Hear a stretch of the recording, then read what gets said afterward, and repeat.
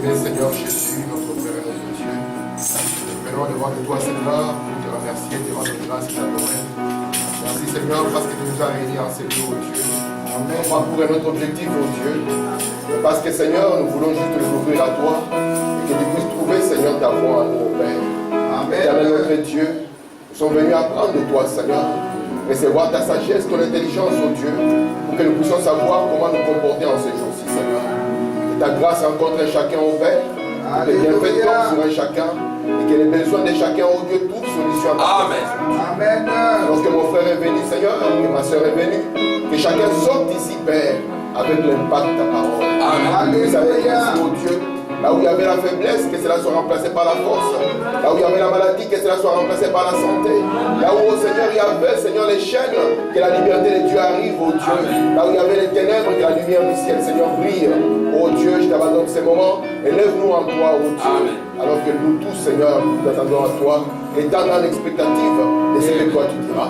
Dis quelque chose, Seigneur, et nos âmes vivront. Alors que nous sommes ici pour c'est la paix, c'est le nom de Jésus-Christ. Amen. Alors que nous sommes debout,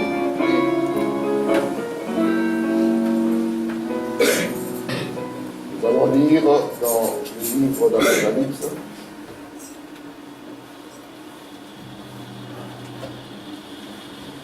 Apocalypse, nous irons au chapitre 6.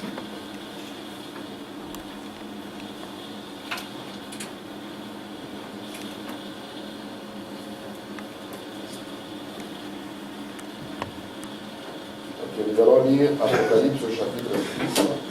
Nous lirons le verset 7 jusqu'au verset 8. Lisons ensemble la parole.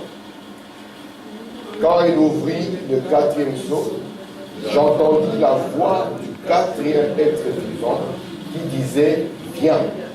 Je regardai et voici parut un cheval d'une couleur pâle. Celui qui le montait s'est nommé la mort et les séjours de mort l'accompagnaient. Le pouvoir leur fut donné sur les quarts de la terre pour faire périr les hommes par l'épée, par la famine, par la mortalité et par les bêtes sauvages de la terre. Amen. Que Dieu ajoute des bénédictions à la lecture de sa parole. Nous pouvons nous asseoir. Je vous salue tous au nom du Seigneur Jésus-Christ. Et je vous remercie d'être là afin de pouvoir continuer sur notre enseignement sur les livres d'Apocalypse. Nous avons commencé à étudier les livres d'Apocalypse et nous avons vu que le livre d'Apocalypse, c'est un livre entièrement sous forme de symboles. Et le livre, comme il est écrit sous forme de symboles, Dieu a une manière particulière de révéler sa parole lorsqu'elle est cachée.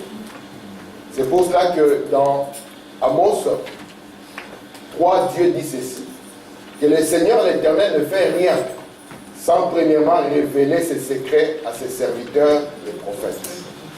C'est ainsi que Frère Branham, lorsqu'il est venu, parce que nous considérons Frère Branham comme notre prophète que Dieu nous a envoyé, peut-être que les autres ne le veulent pas, mais nous l'avons reçu. Amen.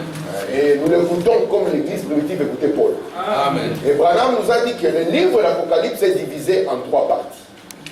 La première partie nous prend d'Apocalypse 1 jusqu'à Apocalypse 3. La deuxième partie, ça sera Apocalypse 4 jusqu'à Apocalypse 19. Et la troisième partie, ça sera Apocalypse 19 jusqu'à ce que nous puissions arriver à Apocalypse au chapitre 22. Branham nous a conseillé de pouvoir d'abord maîtriser cette première partie. Parce qu'il a dit que la première partie, ici, les âges de l'Église, il dit que cette étude, elle est essentielle pour la compréhension du reste du livre. Et Frère Branham nous dit ici que l'Église dont on parle ici, dans cette première partie, nous devons être conscients qu'il ne s'agit pas de l'Église dans les gens des élus, mais il s'agit de 2 vignes qui vont parcourir ces 7 âges de l'Église.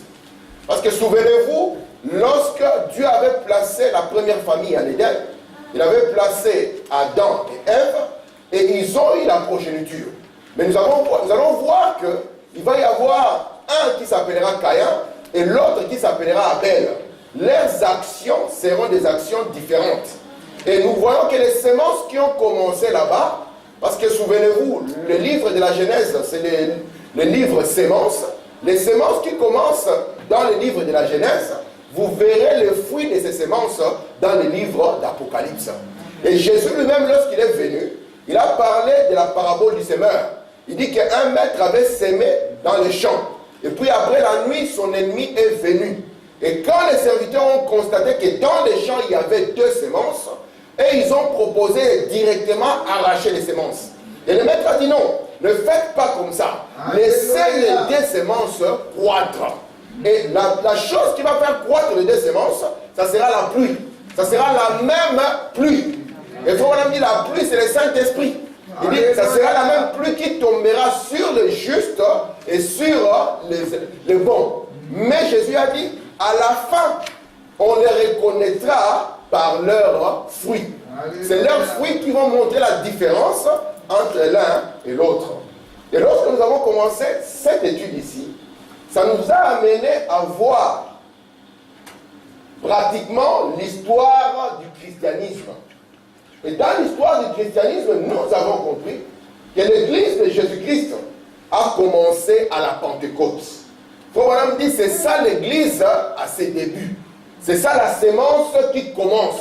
L'église à la Pentecôte. Qu'est-ce que signifiait l'église à la Pentecôte?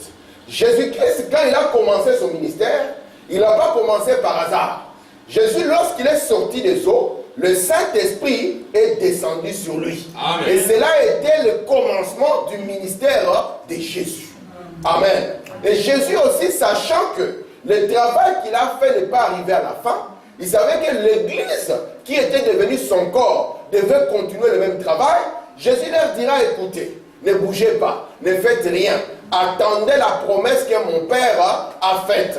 Il y aura une puissance qui viendra en haut, qui vous couvrira. Et lorsque cette puissance viendra, vous ferez exactement comme j'ai fait. Vous allez commencer le travail, alors vous serez mes témoins, commençant par Jérusalem, la Judée, jusqu'aux extrémités de la terre.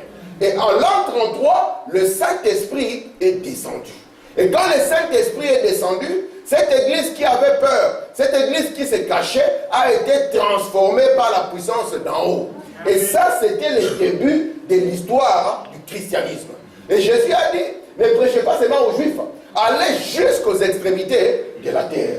Souvenez-vous, dans Apocalypse chapitre 1er, Jean a vu un chandelier. Ah ouais, je crois que j'ai l'image. Je préfère projeter mon image comme ça. Travailler avec mon image, c'est l'image que vous connaissez. Jean a vu un chandelier qui avait 7 branches. Et quand il a vu un chandelier qui avait 7 branches, qu'est-ce que qu'est-ce que la voix a dit à Jean? Il a dit que ce que tu vois là, ce sont 7 églises. Et il y avait aussi 7 étoiles qui représentaient chaque messager. Amen. Parce qu'une étoile, ça signifie un ange, un messager pour chaque église. Et remarquez ce que nous avons commencé à voir. Nous avons vu, parce qu'aujourd'hui, je voudrais mettre juste la plateforme sur laquelle je vais commencer. Parce que l'âge de la Odyssée, c'est un âge court, avec beaucoup d'événements. Frère Branham dit que ça commence au début du XXe siècle. Et les événements dont on va parler ici, ça sera des choses que peut-être vous avez étudiées dans le livre d'histoire. Ça ne sera pas des histoires qui seront très lointains. Ça sera des événements qui sont arrivés dans ces temps contemporains. Et nous allons voir l'impact et la signification de ces événements dans la parole de Dieu. Nous avons vu que l'Église des Nations a commencé en l'an 53, lorsque Paul a commencé à prêcher le message à Éphèse. Et lorsque Paul commence à prêcher à Éphèse, Paul dit aux chrétiens de son âge, faites attention, après mon départ, quelque chose va arriver. Il y aura des loups ravisseurs qui vont venir afin d'égarer les brebis. Nous savons qu'après Paul est venu Jean. Et lorsque Jean arrive, il dit aux frères, l'esprit de l'Antichrist dont vous aviez entendu parler, il est déjà là à l'œuvre. Et lorsque le livre d'Apocalypse s'ouvre, cet esprit d'Antichrist est appelé ici esprit de Nicolaïte. Et Paul nous dit, dans le premier âge, ce n'était qu'une pensée. Quelle était cette pensée? Cette pensée était qu'on devait ôter le Saint-Esprit aux gens. Et qu'on pouvait maintenant conduire les gens comme on le voulait. Cela a commencé juste comme une petite pensée. Si on pouvait établir quand même un chef au-dessus de nous. Mais William Branham dit que ça n'a jamais été le programme de Dieu qu'un homme puisse dominer sur un autre. Ça n'a jamais été le programme de Dieu que l'Église puisse dominer sur le peuple de Dieu. Ce n'est pas le programme de Dieu. Le programme de Dieu, c'est que chaque personne soit remplie du Saint-Esprit. Et que le Saint-Esprit soit la puissance d'en haut qui puisse le conduire. Et cette pensée d'avoir un chef avait commencé ici. Et vous pouvez voir les deux semences. Au début de l'âge, la vraie vigne, elle semblait être majoritaire. Et la fausse vigne, elle était minoritaire. Mais comme cette église, elle commençait déjà à rétrograder, quand on rétrograde, ce qui est faux va prendre de l'ampleur. Et ce qui était faux dans cet âge, dans le deuxième âge, va encore grandir. De sorte que dans le troisième âge, ce qui était une œuvre, une pensée, va devenir un passage obligé. Et nous allons arriver à l'âge des ténèbres, le Moyen-Âge, où nous allons voir que la vérité que les apôtres avaient apportée, le Saint-Esprit qui devait être un partage de chacun, avait été complètement mis de côté. Et l'Église était conduite maintenant par des hommes. Or, le programme de Dieu, c'est que nous tous, nous soyons remplis du Saint-Esprit. Amen. Parce que si nous ne sommes pas remplis du Saint-Esprit, ça signifie que nous ne lui appartenons pas. Parce qu'il a dit, celui qui n'a pas son esprit, celui-là ne lui appartient pas. C'est pour ça qu'au cours des âges, lorsque les hommes ont compris l'importance du Saint-Esprit, comme au temps de Frère Branham, il y avait un homme qui a fait un cercle autour de lui. Il a dit, Seigneur, si tu ne me donnes pas le Saint-Esprit, tu trouveras mes os en sécurité. C'était devenu une question de vie et de mort, parce qu'on sait qu'on ne peut pas être un de siens si on n'a pas son esprit. Amen. Merci Seigneur. Et souvenez-vous, Dieu a toujours protégé son peuple à n'importe quel moment. Si vous vous trouvez dans des problèmes, c'est que vous avez laissé la protection de Dieu. Parce que depuis l'Éden, Dieu savait que les serpents seraient dans les jardins. Et qu'est-ce que Dieu a fait? Dieu a pris sa parole, amen, il a donné à ses enfants. La parole de Dieu vaincra toujours le diable. Amen. Vous n'avez même pas besoin d'avoir des tremblements dans votre corps. Non, juste la parole de Dieu vaincra le diable. Parce que nous avons vu que Jésus, lorsqu'il sortit, amen, du désert, lorsqu'il était dans le désert, il sortit des eaux, rempli de cet esprit, le diable est venu vers lui. Il a commencé à lui dire, il est écrit. On n'a pas vu Jésus trembler, non. Jésus a aussi répliqué, il est aussi écrit. Et à la fin, la parole de Dieu a eu le dessus. Et dans le jardin d'Éden, Dieu avait dit, vous mangerez de tout, sauf l'arbre de la connaissance du bien et du mal. Le jour où vous en mangerez, ce jour-là, vous mourrez. N'est-ce pas? Est-ce que le jour où Adam a mangé, le jour-là, on l'a enterré? Donc la mort chez Dieu, ça n'a rien à voir avec le fait d'enterrer quelqu'un. La mort chez Dieu signifie la séparation. Le jour où Adam a mangé cela, Adam était séparé de son Créateur. Amen. Et il n'y a pas une chose horrible que d'être séparé de son Créateur. Parce que quand Dieu nous a créés, c'est pour que nous puissions être en communion avec notre Créateur. Et remarquez maintenant, Dieu sachant que son ennemi allait venir attaquer son église, qu'est-ce que Dieu a fait? Dieu a envoyé le Saint-Esprit. Amen. Parce que lorsque vous avez le Saint-Esprit vous conduira toujours dans la parole de Dieu. Et Dieu envoie le Saint-Esprit afin que le Saint-Esprit puisse oindre les gens et que les gens puissent faire face aux attaques du diable. Amen. Disons Frère Branham. Vous allez remarquer, premièrement, que dans le premier, le deuxième, le troisième, je suis en train de revenir un peu pour Marc Verset, et pour la sœur qui est là. Dans le premier saut, ici, vous êtes dans Apocalypse chapitre 6. Dans l'Apocalypse chapitre 6, vous allez remarquer que dans les 4 premiers sceaux, il y a la présence des êtres vivants. Amen.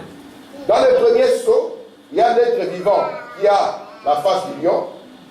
Dans le deuxième, il a la face du veau. Le troisième, il a la face de l'homme. Et le quatrième, il a la face de l'aigle. Et vous allez voir que à chaque fois qu'un seau est ouvert, il y a l'intervention de cet être vivant. Et en face de lui viendra un cavalier.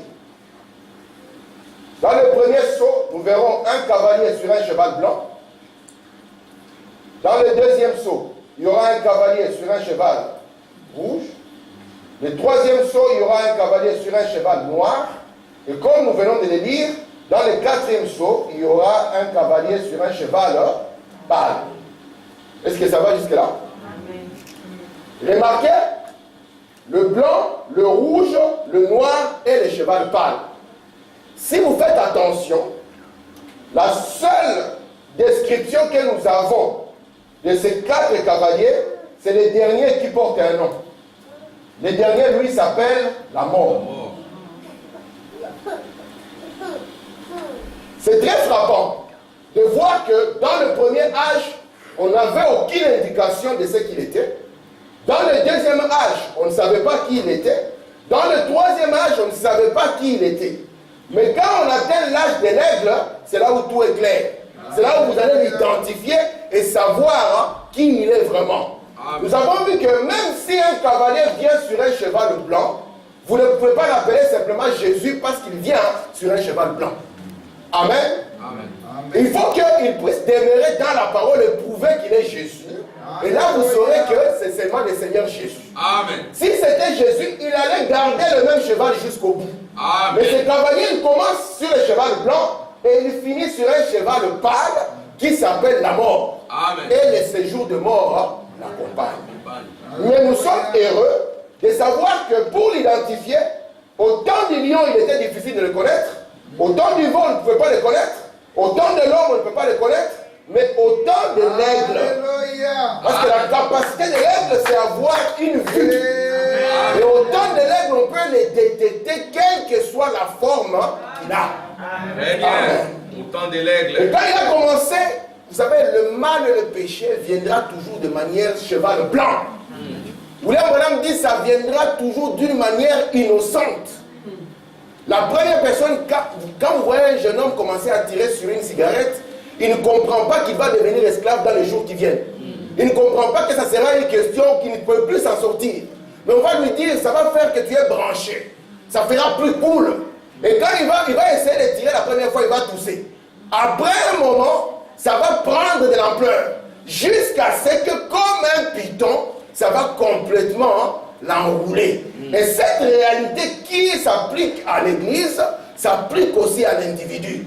C'est pour ça que nous devons avoir assez de discernement pour voir déjà le diable quand tout le monde ne le voit pas. Amen. Quand tout le monde dit, mais c'est la modernité, tu dis non, non, c'est le diable sous forme de modernité. Car Dieu ne change pas. Amen. Et son peuple aussi demeure dans les principes de Dieu. C'est pour Dieu qui était mal, même s'il y a 1000 ans. Aujourd'hui, pour Dieu, ça sera toujours mal. Même si le monde entier dit que c'est bon, vous qui êtes avertis, c'est la voie de la mort. Amen. Parce que plus le temps passe, plus il n'y aura plus de repères. Parce que le monde est arrivé à la fin. Il n'y aura plus de repères. Dans les églises, il n'y aura pas de repères. Dans la politique, il n'y aura pas de repères. Aucune nation ne pourra être modèle d'une autre. Parce que ça sera le chaos partout. Mais ce qui pourra vous maintenir, c'est votre connaissance de la gloire de la Shekinah. Amen. De pouvoir voir le diable quand personne ne le voit encore. Amen. Merci Seigneur. Très bien. Regardez maintenant. Alléluia. Madame dit, Antichrist, cheval blanc. Il fait mourir sous forme d'esprit, comme Antichrist, une mise à mort spirituelle. Amen. Point 2, cheval roux. Il fait mourir par l'épée. Par le pouvoir politique, quand l'Église et l'État se sont unis. Oui. Nous avons vu que c'était en 300 et quelques où l'Église et l'État sont venus ensemble. Même jusqu'aujourd'hui, les gens essaient de dire, l'Église est séparée de l'État. Mais nous sommes ici, nous connaissons la force de cette Église, dans un pays soi-disant démocratique. Amen. Regardez, le cheval noir, le Zam, quand il distribuait sa doctrine, qu'il le faisait là, avec ses fornications, et qu'il pesait leur nourriture, qu'il leur vendait, ce qu'il leur donnait comme nourriture sur la balance pour les dénier et tout ça. Remarquez mes frères, L'église catholique que nous voyons aujourd'hui, nous avons démontré à suffisance ici que le christianisme qui est prêché n'a rien à voir à faire avec la doctrine de Jésus. Amen. Amen. William Branham dit, mais au début, cette église, elle était l'église pentecôtiste. Amen. Amen. Vers l'an 36, cette église était l'église pentecôtiste. Mais elle a commencé à s'éloigner en douceur. Elle a commencé à s'éloigner en douceur jusqu'à ce qu'on va arriver au temps où il y aura Léon X qui sera pape. D'abord, le mot pape vient d'où? C'est Natacha, ça vient. Le mot cardinal vient d'où? Archevêque vient d'où? On n'est pas dans une armée. Hein. Dans une armée, on sait que je commence par lieutenant, et puis si Dieu m'aide, et si j'ai des contacts, je peux finir général. Mais chez Dieu, ce n'est pas le cas. Amen. Au temps de Dieu, qu'est-ce que Dieu avait fait? Lorsqu'on construisait l'église, on plaçait un pasteur. Et ce pasteur était appelé berger. Et ce pasteur, lorsqu'il était choisi, il devait être choisi parmi les anciens. Vous voyez ça? Les anciens, c'est qui? C'était des gens qui avaient déjà de l'expérience dans la vie chrétienne. Et parmi eux, on pouvait choisir un. Alors, celui-là devait être le pasteur. Amen. Amen. Et ce qu'il était, le pasteur, c'était la fonction. On l'appelait pasteur ou on l'appelait aussi évêque. Vous voyez ça? Est-ce que vous voyez ça? Amen. Et le pasteur ou l'évêque, c'est la fonction. Amen. L'ancien, c'est ce qu'il est. Avec l'âge dans les seigneurs, il est un ancien, mais il fait une fonction. C'est qu'il est là comme pasteur ou comme évêque. Et après un moment, on a dit non. L'évêque, lui, c'est le chef des pasteurs. Et comme on veut avoir un chef au-dessus, on va mettre un arche. Alors l'arche évêque était le chef des évêques. Et les évêques, ils avaient aussi plus de force sur d'autres.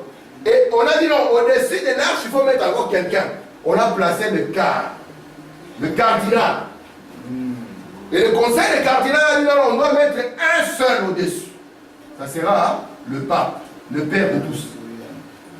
Et lui, on a dit que c'était le remplaçant du Fils de Dieu. Nous avons dit que ce programme est complètement faux. Amen. Et complètement archi-faux. Amen. Parce que quand Léon X est arrivé, il est arrivé là. Qu'est-ce qu'il a dit? Il a dit aux gens, écoutez, moi comme je détiens le pouvoir, écoutez, donnez l'argent et vous serez pardonnés. Même les péchés non commis, même les péchés de vos enfants. C'est un merveille, ça je donne l'argent. Le bébé est déjà garanti. Le ciel est ouvert. Vous voyez ça? Et c'est ce qu'il a fait. Quand il a fait ça, parce que Dieu n'oublie jamais ses promesses. Amen. Dieu n'abandonne jamais ses enfants. Amen. Quand il a commencé à dire que les gens peuvent être sauvés par l'argent, nous avons vu que là a commencé l'histoire de ce qu'on appelle le mouvement des protestants. Les protestants. Les protestants vont commencer principalement avec Luther. Luther va venir, il va dire l'argent n'a jamais sauvé personne. Amen. Il dit c'est Dieu qui sauve l'homme. Ce n'est pas votre argent, parce que si c'est comme ça, et les pauvres, comment seront-ils sauvés? Si les riches seuls doivent entrer par leur argent, les pauvres feront comment? Et Luther commence à dire non, l'homme est sauvé par la foi qu'il a en Dieu. Amen. Amen. Amen. Parce que c'est la foi que vous avez en Dieu qui vous sauve. Amen. Lorsque Jésus venait devant les malades, et les malades disaient Seigneur, secours-moi. Il posait la question, crois-tu? Et la personne disait oui, je crois. Et Jésus disait ta foi t'a sauvé. Luther a dit le juste, c'est par la foi qu'il va vivre. Amen. Mais nous avons vu que lorsque Dieu commence une œuvre, souvenez-vous, la première église, c'est l'église de la Pentecôte. Luther va se séparer des catholiques. Lorsqu'il se sépare des catholiques, écoutez très bien, l'église que Luther va produire ne sera pas l'église de la Pentecôte. Non. Il va amener des petites vérités. Vous comprenez ça? Mais ce ne sera pas encore l'église qui était exactement comme l'église des apôtres. Parce que Luther ne baptise pas comme les apôtres. Luther ne prie pas comme les apôtres. Lorsque Luther vient, il prie encore au nom du Père, du Fils et du Saint-Esprit. Or, Jésus avait dit, tout ce que vous ferez en action et en prière, faites-le comment? Faites-le en mon nom. Vous voyez ça? Amen. Et nous avons vu que l'église catholique avait fait disparaître le nom de Jésus. Ouais. La seule formule qu'il connaît, c'est au nom du Père, du Fils et du Saint-Esprit. Or, nous avons vu que Père, ce n'est pas un nom, Fils n'est pas un nom, Saint-Esprit non plus n'est pas un nom. Amen. Parce qu'un homme peut être père, et le même père, il peut être fils de son père, etc. Amen. Donc Luther commence, il dit aux frères, ne payez pas l'argent, croyez en Jésus-Christ et vous serez sauvés. Amen. Les gens ont dit, ah, comme nous croyons en Jésus, gloire à Dieu, alors nous pouvons vivre comme nous voulons. Amen. Et dans cet âge, on a dit, si vous croyez frère, le ciel est ouvert pour vous. Luther a dit, écoutez, le juste vivra par la foi. Après lui est venu un homme toujours dans cette période appelé Calvin. Il a dit aux frères, vous croyez, ça suffit. Tous les coups sont permis. Après lui, comme Dieu veut amener les gens à cette église qui avait à la Pentecôte, va envoyer un autre homme du nom de John Wesley. Wesley va arriver, il va trouver l'église dans une grande confusion. Les gens qui s'appellent les chrétiens ne peuvent pas vivre comme les mondains. Amen. Cela n'est pas le programme de Dieu. Lorsque Dieu a appelé Israël, il a appelé Israël pour qu'Israël soit différent de tous les autres peuples. Il leur a dit, vous voyez ce pays que je vous donne, c'est un pays qui appartenait aux autres. Lorsque vous entrez dans ce pays, vous n'imiterez pas les coutumes des autres peuples. Et remarquez, nous aussi nous avons été appelés comme Israël a été appelé. C'est pour ça que la Bible dit que celui qui invoque le nom du Seigneur s'éloigne du mal. Amen. Et remarquez, Wesley est venu avec cette révélation. Il a dit le peuple de Dieu est un peuple qui vit dans la pureté, est un peuple qui vit dans la sanctification, est un peuple qui rejette le mal sous toutes ses formes. Amen. Amen. Et remarquez, c'est ce que Wesley a fait. Il a ramené l'église dans la sanctification. Je vais vous donner un exemple pour que vous compreniez. Avec Luther, c'était comme si on avait ramassé un verre. Lorsque vous ramassez un verre, le but est que vous voulez l'utiliser. Peut-être que ce verre était dans la poubelle, au milieu d'autres verres. Mais ce verre-là a eu grâce à vos yeux. Vous l'avez choisi au milieu des autres. Amen. Amen. Quand vous le sortez de la poubelle, le but n'est pas de laisser ce verre dans la poubelle. Non. Le but est que vous puissiez laver ce verre. Amen. Et le fait de laver ce verre, c'était la sanctification. Amen. Vous devez laver les verres parce que votre objectif est de pouvoir utiliser ce verre. Amen. Amen. Souvenez-vous, Jésus nous a montré comment on entre en service. Jésus a montré qu'on entre en service par le Saint-Esprit. C'est le Saint-Esprit qui est la mise en service. Amen. Amen. Et remarquez maintenant, une fois que le verre qui était sale, oui, il était sale, il a été choisi, c'est bien. Mais ce n'est pas pour qu'il demeure sale. Amen. Nous ne venons pas ici pour que nous puissions garder les mauvaises choses. Non. C'est pour que Dieu, par la parole, puisse nous laver. Amen. Et quand Dieu nous lave, il va après pouvoir nous utiliser. Amen. C'est pour ça que Dieu, lorsqu'il a appelé même Moïse, Amen. Moïse était un prophète. Dieu l'a choisi. Mais lorsque Moïse est venu, il était rempli de la connaissance de l'Égypte. Est-ce que Dieu l'a laissé comme ça? Non. Il fallait que Dieu puisse le vider. En d'autres termes, c'est quoi? C'est comme nous tous. Si par exemple nous sommes noyés, n'est-ce pas? Nous sommes noyés. Et que frère Samuel passe par là, il voit que comment on est en train de noyer, on a déjà bu de l'eau. Il faut que frère Samuel nous sorte de l'eau, n'est-ce pas? Mais s'il nous laisse comme ça, nous allons périr. Il faut maintenant la deuxième étape. Il faut qu'il enlève les eaux là que nous avions et puis les enlever de nous. Et c'est exactement ce que Dieu a fait avec l'église. Au temps de Luther, Dieu a pris l'église. Une église qui était déjà corrompue. Et Wesley est venu dire l'église, nous devons entrer en service. Pour que nous entrons en service, il faut d'abord que nous puissions revenir à la sainteté. Amen. Amen. Amen. Dieu exige la sainteté. Amen. Dieu exige la pureté. Qu'on soit jeune, qu'on soit vieux, Dieu l'exige. Jésus-Christ, quand il était sur la terre, il était un modèle d'un frère. Amen. On n'a pas entendu Jésus dans la fornication, dans les histoires, jamais. Parce qu'il était un modèle. Paul, quand il est venu, amen, il a gardé le même modèle. C'est pour ça qu'il a dit à son peuple, imitez-moi comme moi imite le Seigneur. Pour que la même vie, la même continuité ne puisse jamais s'arrêter. Amen. Amen. C'est ça le programme de Dieu. Amen. Maintenant, quand ici, Pierre est arrivé, il avait trouvé que les calvinistes ont dit non frère, si tu viens à l'église, ça suffit. Amen. Si tu crois seulement notre doctrine, ça suffit. Il faut même dire, Wesley ne voulait pas seulement des gens qui peuvent répéter une doctrine. Parce que quand vous êtes un bon catholique, on vous apprend depuis que vous êtes petit le credo. C'est vrai. Je crois en ceci, en cela. Et si vous devenez un bon musulman, on va vous apprendre la phrase qu'il faut. Il y a une seule phrase qui fait de vous un musulman. Si vous dites seulement que je crois qu'Allah est son prophète et Allah est Dieu, Mohamed est son prophète, c'est fini. Amen. Alléluia. Mais Dieu voulait quelque chose de plus que juste une confession et une répétition. Amen. Amen. Il voulait amener les gens à quelque chose de plus. Et c'est pour ça que Wesley a commencé à dire, nous devons nous préparer. Il faut que celles-là qui disent qu'ils sont chrétiens, quand on entre quelque part, on dit celui-là, c'est vraiment un chrétien. Amen. Quand on commence de n'importe quoi, lui, il prend ses distances. Amen. Amen. Pourquoi? Parce qu'il s'est identifié à son Dieu. Amen. Alléluia. Wesley a prêché fort. Il voulait qu'une église soit vraiment sanctifiée.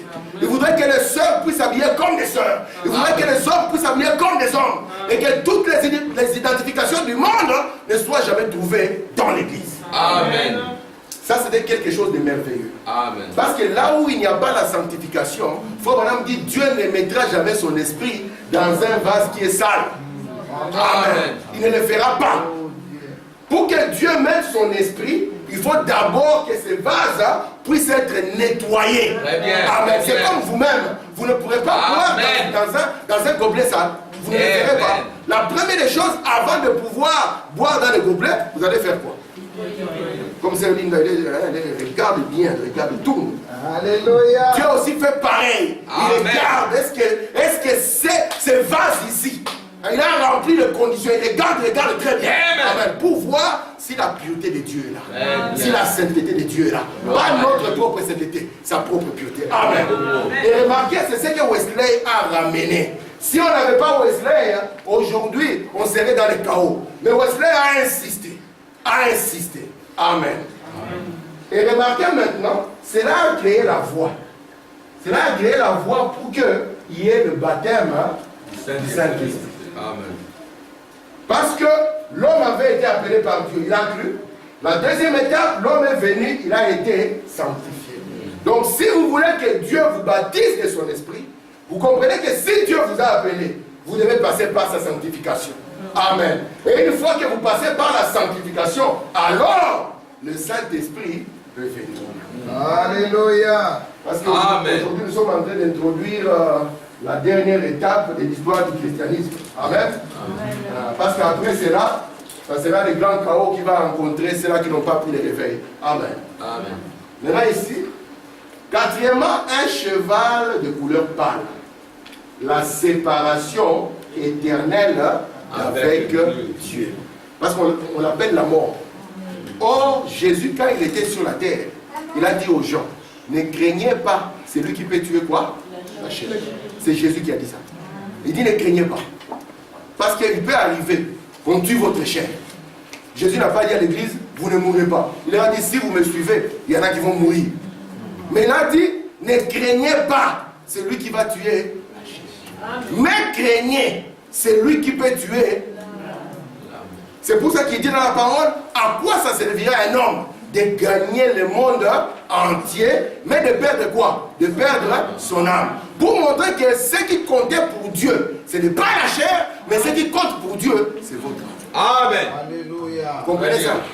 C'est votre âme qui a plus de valeur. Autant de valeur que ce monde n'en aura pas. C'est pour ça qu'il dit, à quoi ça servira un homme de gagner le monde entier? Mais à la fin, il perd quoi? Son âme. Amen. Amen.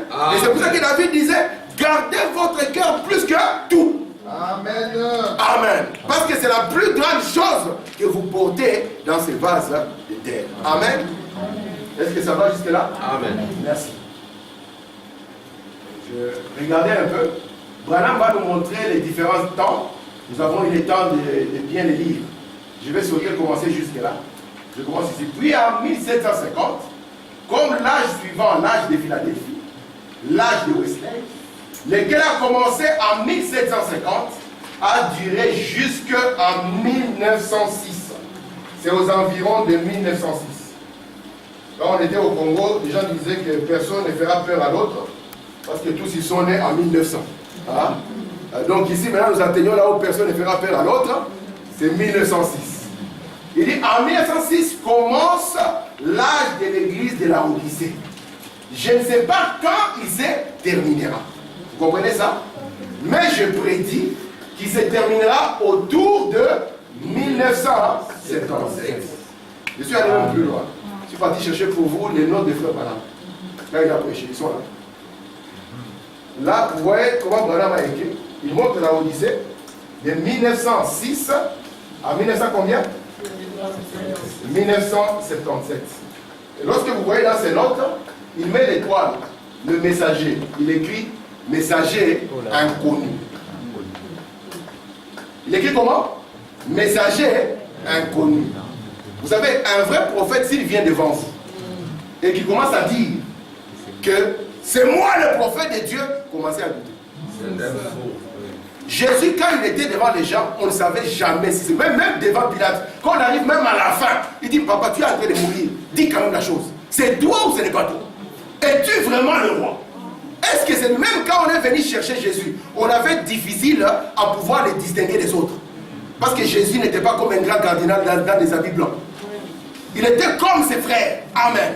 Amen. Ils ont dit alors, pour qu'on ne puisse pas attraper Pierre à sa place, on va chercher quelqu'un qui le connaisse bien et qui vit avec lui. Voilà le rôle de Judas au milieu de ses frères. Le rôle de Judas depuis qu'il est venu était que quand l'occasion va arriver, qu'il puisse trahir la parole de Dieu. Que Dieu nous fasse grâce, que nous ne puissions pas jouer le même rôle. Parce que nous savons que les hommes meurent, mais les esprits demeurent. Aujourd'hui, Jésus demeure la parole. Et viendra un moment où vous devez soit prendre position pour la parole, ou vous devez trahir la parole. Amen. Et Judas, quand son temps est arrivé, il a fait quoi? Il a trahi la parole. Mais alors quand Judas l'a trahi, là on pouvait dire, ah donc c'est lui. Mais on pensait que c'était l'autre là. Parce que le Seigneur, quand il venait, il n'y avait que les gens qui étaient de son cercle fermé, qui avaient compris qui il était. Vous avez remarqué quand il a posé la question même aux disciples, mais même pour vous, qui suis-je, moi le Fils de l'homme? Beaucoup de tabernacles ont commencé. Amen. Mais Pierre a eu la révélation.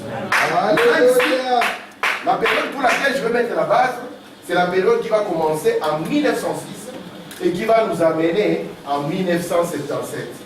Parce que tout ce que vous voyez après 77 n'est que la fin du monde. C'est le chaos que vous allez voir. Après ceci, il n'y a rien. Vous ne verrez que le chaos dans tout ce qu'il y a comme domaine de la vie. Amen. Amen. Je vais dire voilà. Il dit ceci. La révélation du Dieu. Maintenant, soyez attentifs. J'aimerais lire ceci attentivement pour que je sois sûr. J'ai noté le passage, ça se trouve là. Pas dans la révélation de l'âge du lion ou du premier âge, de l'âge début. Ceci n'avait pas été révélé. L'âge suivant, c'était l'âge du bœuf, c'est-à-dire l'âge des ténèbres du Moyen-Âge. Et ce qu'il en était n'avait pas été révélé. L'être vivant semblable à un homme, celui de la sagesse, qui représentait les réformateurs, ainsi de suite. Cela n'avait pas été révélé. Mais dans l'âge de l'aigle, le dernier âge, l'âge prophétique, où la parole prophétique devait être manifestée, à qui les secrets sont toujours donnés. Or, c'est là que nous recevrons. Amen. Dieu, quand il veut révéler, il révèle les choses lorsque les choses arrivent à la fin. Amen. Pourquoi il fait cela? Pour que son ennemi, quand la révélation va venir, il va constater simplement que la chose est déjà passée. Amen. Et remarquez maintenant, nous voulons voir ce que Dieu va accomplir. Pourquoi nous pointons cette année ici? L'année 1906. Amen. Amen. Je prends ici, je vais revenir à l'écriture que je viens de sauter. Je suis dans l'âge de l'église de Philadelphie. Comme le Seigneur l'a dit ici à la fin de cet âge, donc à la fin de l'âge de Philadelphie. Je suis la porte de la bergère. Or, quelle porte était ouverte concernant Jésus? Juste entre ces deux âges. En 1906, vers l'époque où l'âge méthodiste, Dwight Moody et les autres quittaient la scène, il y une soudaine apparition des gens qui ont reçu le Saint-Esprit et qui parlaient en langue. Et des choses révèrent dans l'église. C'est vers 1906, vers cette époque-là. Donc qu'est-ce qui va se passer? Les gens vont accepter qu'il faut se sanctifier. Mais lorsqu'ils liront la Bible, ils vont voir que dans la Bible, il y a des choses qui se passaient qu'eux, ils ne voient pas. Amen. Et il va y avoir un groupe qui sera tellement assoiffé de Dieu. Ils vont dire, nous allons prier. Parce que nous voulons voir quand même ce qui était dans la Bible, les vivre de nouveau. La Bible n'est pas seulement un livre en papier. La Bible, c'est la vie du croyant. Et ils voulaient voir ce qui était dans la Bible être encore visible au milieu d'eux. Et il y avait un homme, William Seymour. Il a rassemblé autour de lui des frères. Ils ont commencé à prier. Ils ont commencé à prier. Et cela a amené le don du Saint-Esprit sur eux. On a vu les gens encore commencer à parler en langue. C'est quelque chose qui avait disparu dans l'église. Amen. Mais en 1906, c'était exactement à Azusa Street. À Azusa, il y a eu ce qu'on appelle le réveil pentecôtiste. Donc tous les pentecôtistes que vous entendez qui essayent de se battre pour parler en langue, cela avait commencé ici. Amen. Avant ceci, les luthériens, c'est pour ça que quand vous entrez chez les luthériens, vous ne les entendez pas dans des histoires. Vous entendez chez les méthodistes, ils ne sont pas là. Les baptistes ne sont pas là. Il n'y a que seuls les pentecôtistes qui sont aussi chauds. Parce que cela a commencé en 1906. Vous êtes là? Amen. Hein, c'est libre. Tous les pentecôtistes, c'est leur début. C'est là. Ils n'ont pas un autre début. Ils ont début ici.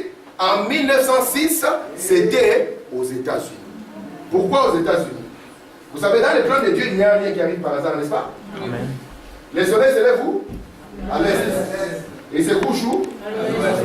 Même si vous gênez, même si vous dites que vous avez la foi, et que vous priez pour que le soleil se lève au nord, et se couche au sud, ça n'arrivera pas. Non.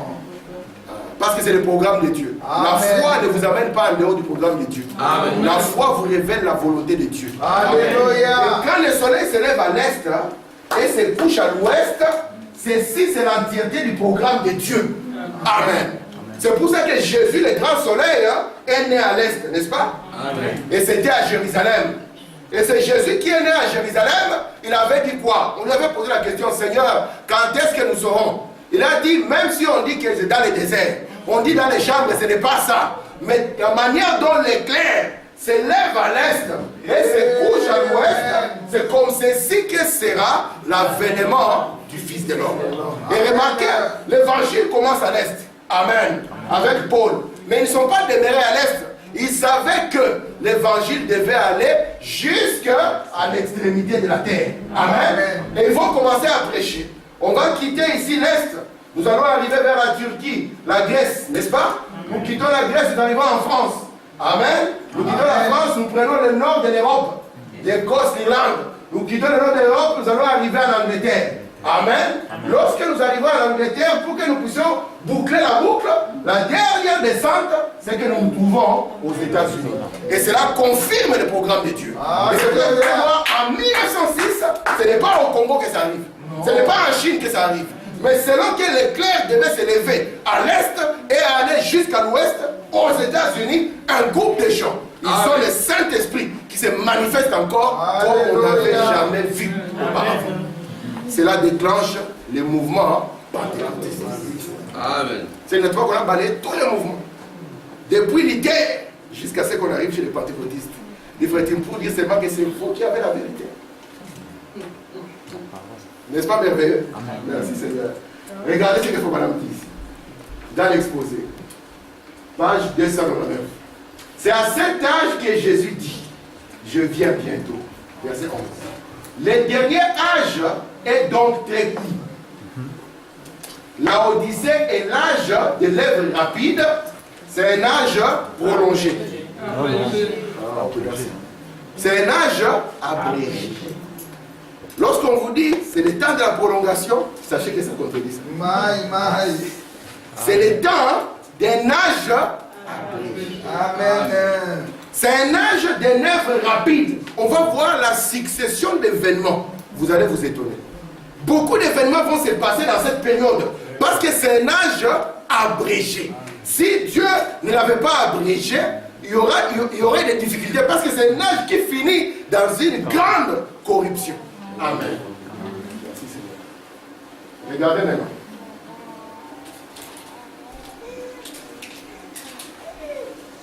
Merci Seigneur. Je ne serai pas très long. Je prends ici d'exposer page 375. L'âge de l'hiver, c'était le printemps. L'âge de Wesley, c'était l'été. L'époque de la croissance. L'âge de la Odyssée, c'est quoi? C'est la moisson. Quand l'ivraie est récolté pour être lié et brûlé. Et que le blé est engrangé par les seigneurs. Jésus avait dit qu'il y avait le blé et l'ivraie, n'est-ce pas? Mais il a montré que les deux semences devaient arriver à maturité. Et quand les deux semences arrivent à maturité, qu'est-ce qu'on devait faire? Qu'est-ce qu'on devait faire? On devait les séparer maintenant. Amen. Ils ne vont plus continuer à croître côte à côte. Mais ils vont être séparés. L'ivraie sera liée en gerbe et jetée au feu. Tandis que le blé sera pris et amené dans les greniers. Alléluia. Remarquez, pour qu'on puisse avoir l'âge de la moisson, on doit avoir un printemps qui passe. On doit avoir l'été qui passe. Amen. Donc on doit avoir le temps où une semence commence à se reproduire. On doit avoir un temps où une semence commence à croître. Amen. Et puis nous allons avoir un temps où une semence devient mûre. Yes, sir. Ok. Qui a déjà vu un grain de maïs et qui lève sa main? Ah, nous tous nous avons déjà vu, hein? Le grain de maïs. Qui a déjà vu une tige de maïs? Amen. Qui croit que le grain de maïs, c'est la tige de maïs? Amen. Personne ne le croit, n'est-ce pas? Parce que le grain de maïs n'est pas la tige de maïs. Imagine-toi, je vous invite, venez manger le maïs chez moi. J'entre dans mon champ, je coupe des tiges de maïs, je les mets à chacun. Ces jours-là, je crois que j'aurai un souci. Mais si quelqu'un dit que la tige de maïs est potentiellement le grain, vous direz oui. C'est dans le sens de produire le grain.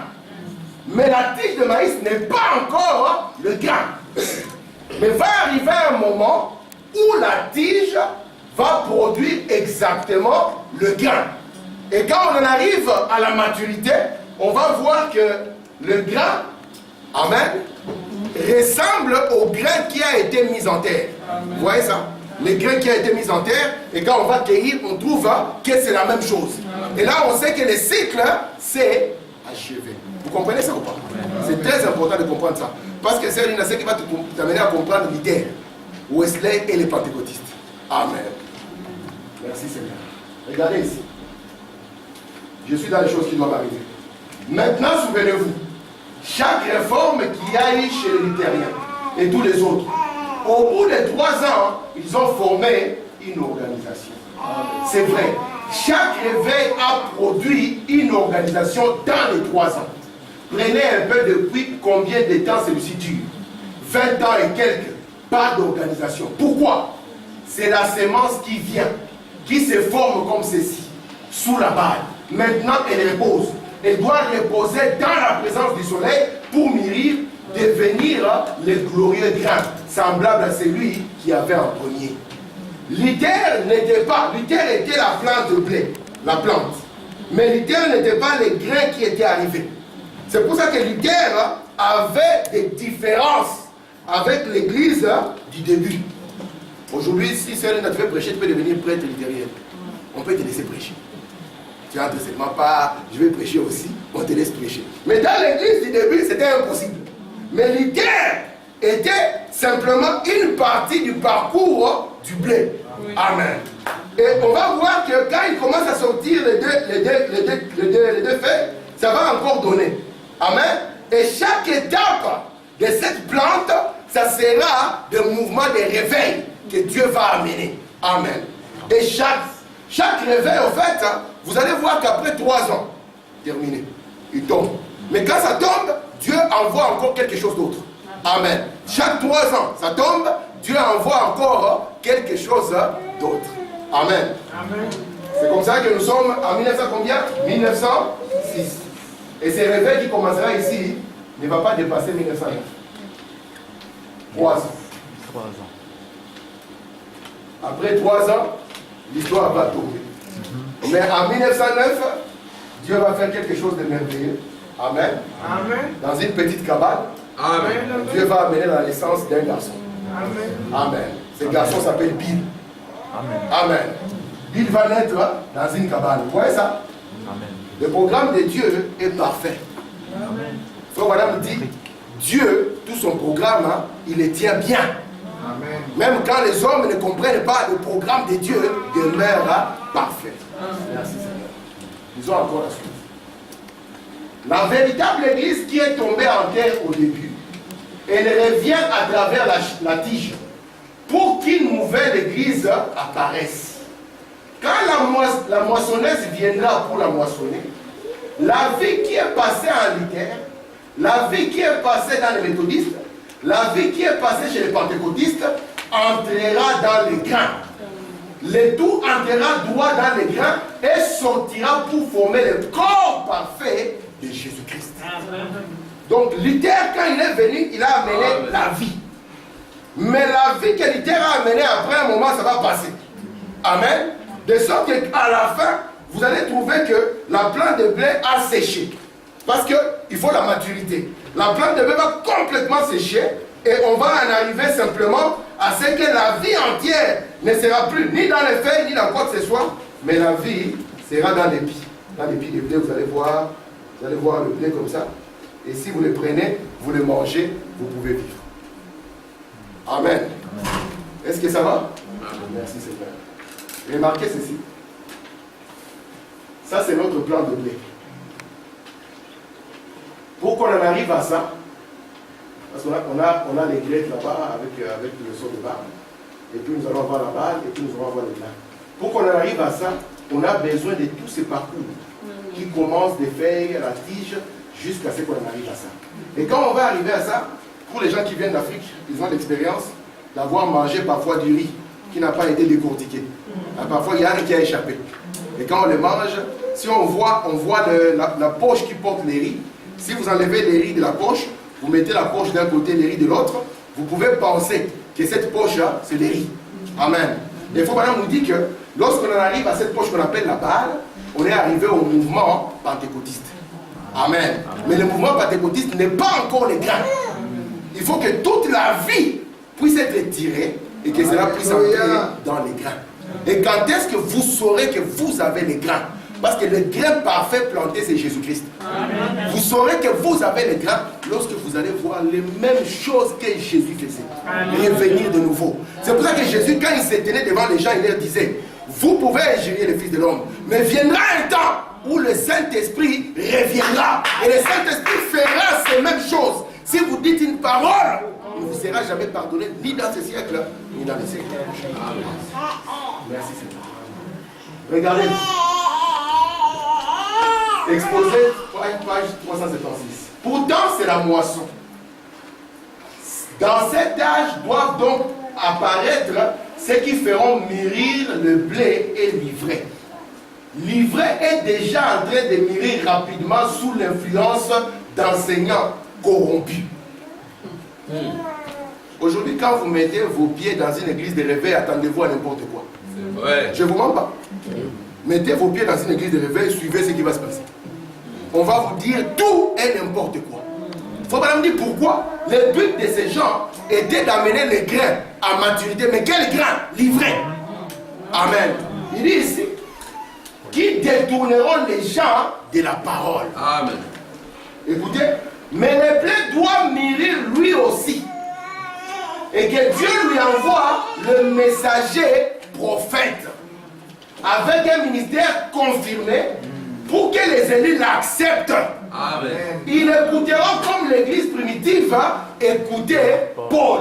Amen. Et cette vigne mûrira dans la parole jusqu'à devenir une épouse parole dans laquelle se trouveront les œuvres puissantes qui accompagnent toujours la parole et la foi pure. Vous voyez ça? Amen. Amen. Donc on va avoir deux gens qui vont venir. Deux catégories de gens.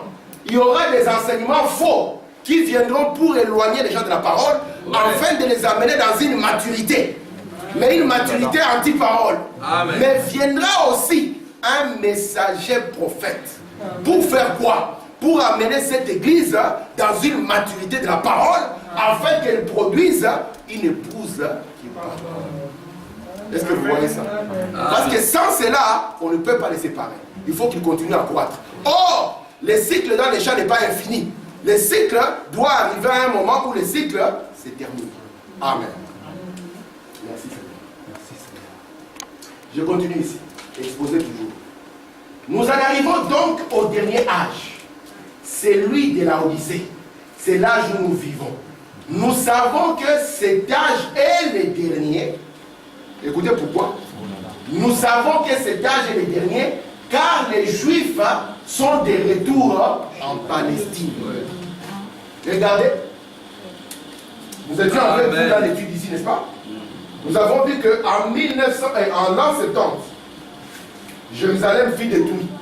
Et les Juifs furent dispersés. Amen. Lorsque nous allons arriver dans tous les âges, que ce soit à Spirne, que ce soit dans les temps de Patrick ou je ne sais pas quoi, dans les temps de Colomban, dans les temps de Luther, les temps de Wesley, jamais vous n'avez entendu que les Juifs sont retournés chez eux. Or, Jésus avait parlé d'un moment où les Juifs retourneront chez eux. Amen. Mais Branham nous dit, nous sommes dans les derniers âges.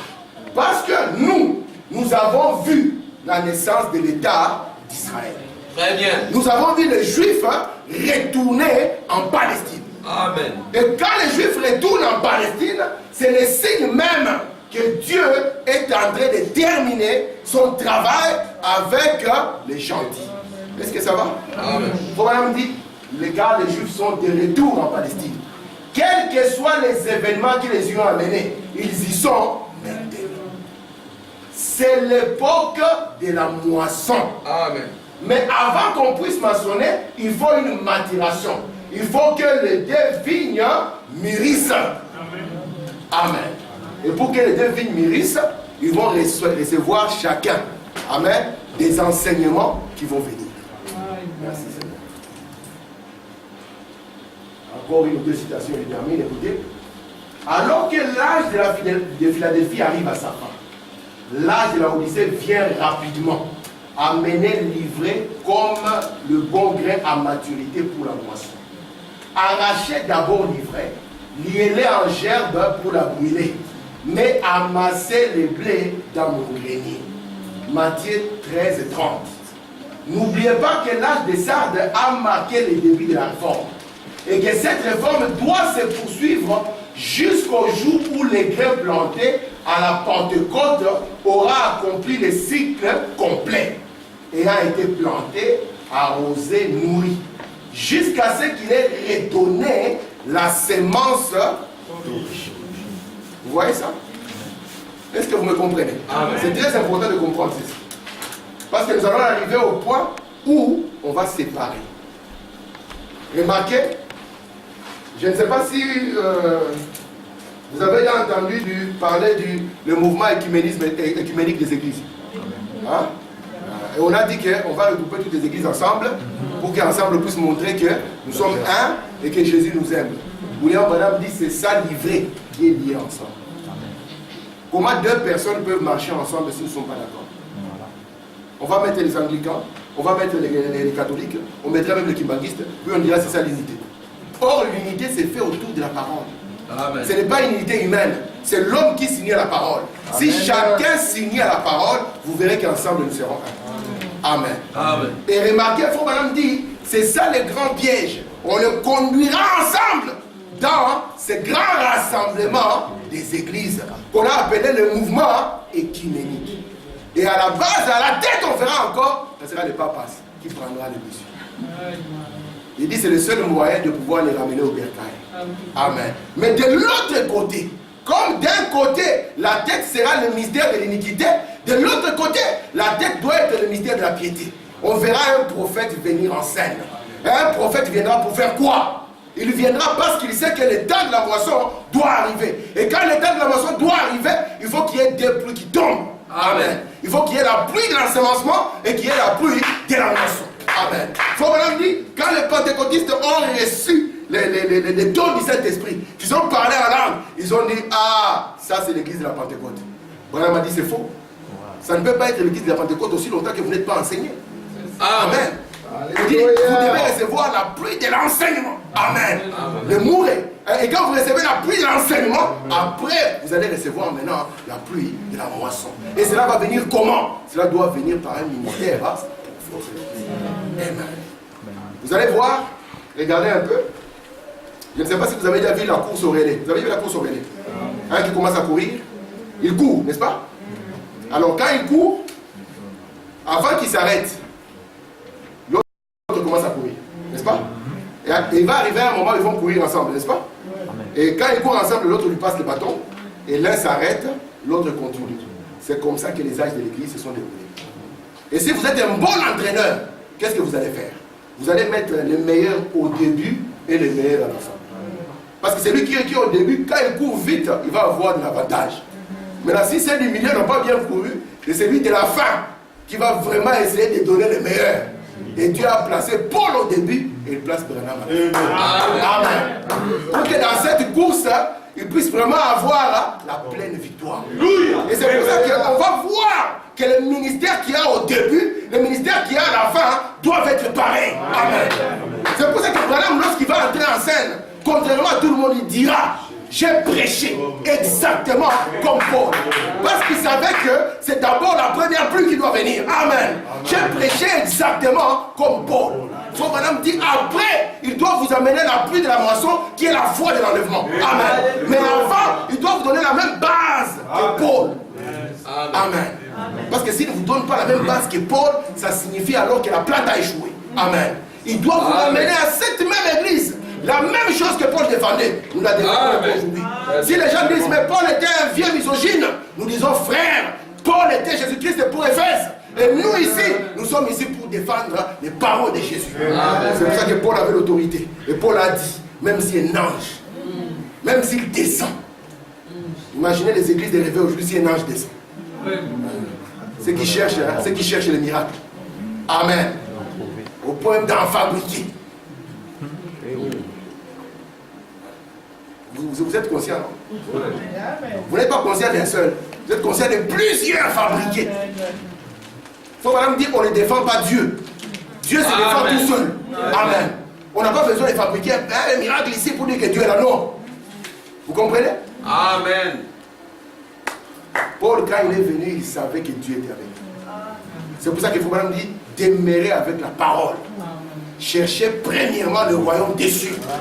Et toute chose vous accompagnera. Quand vous n'avez pas la parole, vous voyez les choses vous accompagner, c'est une séduction. Amen. Amen. Vous êtes comme Judas. Seigneur, moi aussi. Et ça a marché. Amen. Mais nous voulons premièrement la parole. C'est pour ça qu'au début, Dieu place Paul. Amen. Et à la fin, Dieu place un ministère comme celui de Paul. Et Paul dit, même si un ange descend du ciel, même si ça s'ouvre, même s'il y a des coups de tonnerre, et qu'il descende, qu'il donne quelque chose qui n'est pas dans la Bible, nous allons nous opposer à lui. Amen. Même s'il n'entre pas à la porte ici, il ressemble point par point à Jésus. Nous allons nous opposer à lui. Amen. Parce que Jésus demeure. Est-ce que vous comprenez ça? Donc nous arrivons au temps où il n'y aura plus rien à cacher. Chaque sémence va montrer ce qu'elle est. Alléluia. Je vous ai dit, c'est que les catholiques avaient commencé, les pentecôtistes l'ont mené au bout. Amen. C'est que la honte que les catholiques ont portée, les catholiques ont commencé, les pentecôtistes vont tirer ça. Mais il faut que nous puissions manifester la même chose que l'église du début avait. Amen. C'est ça le temps de la maturité. Amen. Que le Seigneur bénisse. Amen.